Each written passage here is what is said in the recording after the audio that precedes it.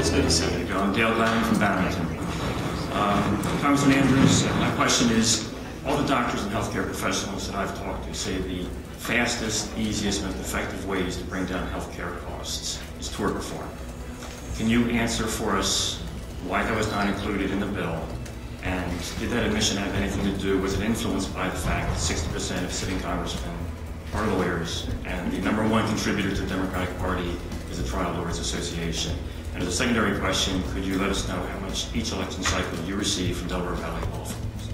Okay. First of all, the tort reform that's being implemented as part of this bill and the regulations is not, Dale, what you and some others would want, but there is some tort reform. Here's the way it works. States are given incentives, states are given economic rewards for implementing programs that would screen out nuisance lawsuits before they could ever get filed.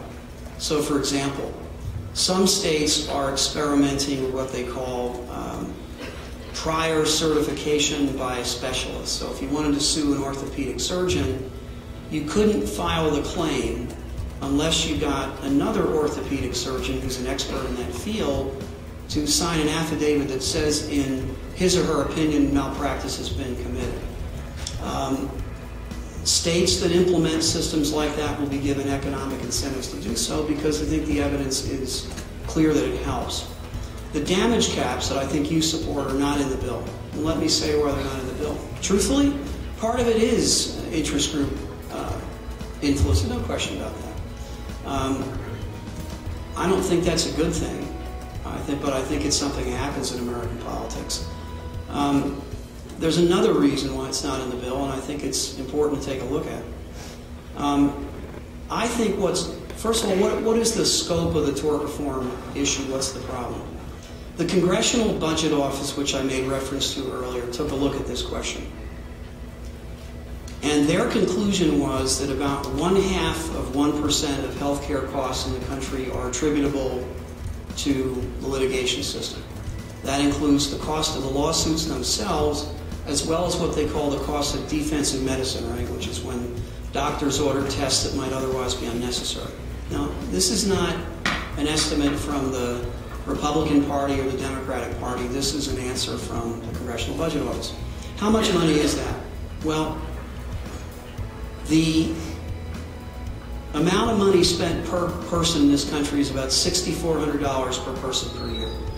So the estimate is we'd save $32 per person per year if we did all the things, including damage limitations that people want to do.